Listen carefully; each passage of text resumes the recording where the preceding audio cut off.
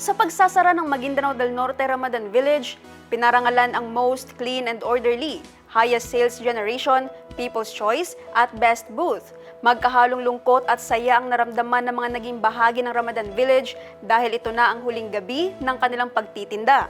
Ang PPP Story sa report. Sa pagtatapos ng buwan ng Ramadan, kasabay din nitong formal na isinara ang pagtatapos ng Ramadan Village sa bayan ng Sultan Kudarat matapos isagawa ang closing ceremony nito kagabi. Ayon kay 1st District Board Member ng Maguindanao del Norte na si Dorwin Panga, ito ang kauna-unang pagkakataon na nag-organisa ang provincial government ng Ramadan Village sa pangunguna ni Governor Dato Tuco Mastura, Vice Governor Dato Marshall Sinswat at Provincial Administrator Dato Sharifuddin Mastura. Dagdag pa niya, naging matagumpay ang aktibidad at umaasa siyang masusundan pa ito sa mga susunod na taon.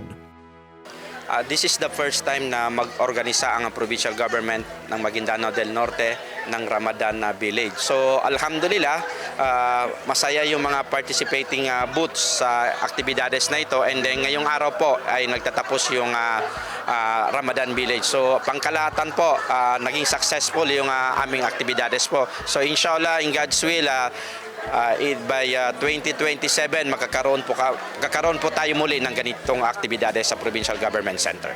Isa sa mga naging layunin ng Ramadan Village ay maipakita at maipakilala ang mga produkto ng mga residente at business owners sa lalawigan. Ayon kay Panga, maraming lokal na produkto ang may pagmamalaki tulad ng RTW, delicacies at iba pang likhang kamay ng mga taga Maguindanao del Norte. Na-showcase nila yung kanilang mga produkto. So, yun naman ang objective natin doon, yung mga delicacies ng bawat isa, kasi especially yung mga RTWs, yung iba, yung mga produkto nila is sariling gawa nila. So, marami pala dito sa Maguindanao del Norte na mga pwede natin maipagmalaki sa ibang lugar na mga RTWs. Example, yung mga malong, yung mga pagkain natin na masasarap. So, kumbaga, proud tayo dito sa Maguindanao del Norte. Naging mas espesyal ang gabi sa pamamagitan ng awarding ceremony bilang pagkilala sa mga natatanging business owners sa loob ng mahigit isang buwan. Kabilang sa mga parangal ang Most Clean and Orderly, Highest Sales Generation, People's Choice at Best Booth. Ayon kay Fatma Minadalano, na kinilalang Most Clean and Orderly Booth, hindi niya inaasahan ang pagkapanalo at lubos ang kanyang pasasalamat. Hindi ko po ma-express yung nararamdaman ko po, parang kagabi lang na sobrang nag-iyakan kaming mag-asawa dahil nga sa panahon ngayon sobrang krisis, no? Yun, wala talaga sa akin, hindi ko ba sukat akalain na isa pala ako sa mabibigyan ng award ngayon. Ramadan is baraka. Totoo po yun, Ramadan is baraka. Magdua lang po tayo, manalig sa Allah. Lahat po ng hiling natin bibigay niya. Masasabi ko, maraming salamat po sa bumubuo ng programang ito, The Sunnah Initiative, dito po sa Ramadan Village, sa Capitol. Maraming salamat po sa lahat po ng bumubuo ng programang ito. Ayon naman kay Eslamia Salazar, Best Booth Awardee, naging sulit ang kanilang paghahanda at pagsisikap sa loob ng buong buwan. Yung pagod ko, worth it naman.